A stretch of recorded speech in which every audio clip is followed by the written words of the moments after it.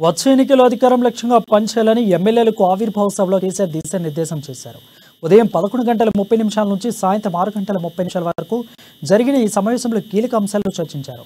ఈ సమావేశంలో జరిగిన కీలక అంశాలను తెలుసుకునేందుకు మంత్రి మల్లారెడ్డితో మా ప్రతినిధి Nagarjuna face to face.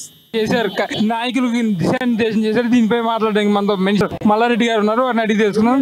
Sir చెప్పండి సార్, మీ సీఎం కేసీఆర్ గారు మీకు ఎలాంటి సూచనలు చేశారు? మంచి సూచనలు చేసారు. మనమే గెలుస్తున్నాము, 103 సీట్లు గెలుస్తున్నాం. మనం ఇంకా కష్టపడాలి.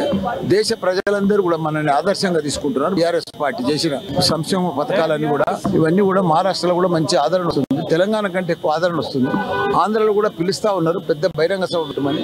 ఇవన్నీ కూడా తొందర పెట్టుకుందాం, పెద్ద ఎత్తున పోదామని ప్లాన్.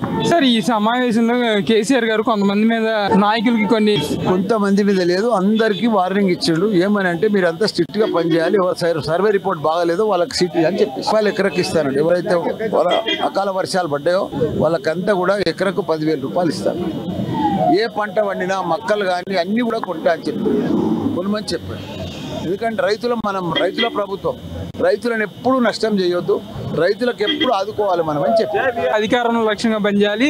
దీనికి సంబంధించి కేసీఆర్ అందరికీ దిశానిర్దేశం చేసినట్టు తెలుస్తుంది. అలాగనే రైతులకు సంబంధించి రైతులు అకాల వర్షాల వల్ల తెలిసినటువంటి ధాన్యం కానీ జొన్న లేదా ఇతర పంటలకు సంబంధించి అన్ని కూడా ప్రభుత్వమే కొంటుందని చెప్పి మల్లారెడ్డి గారు చెప్పడం జరిగింది. కెమెరామెన్ నరసింహతో నాగార్జున, హైదరాబాద్.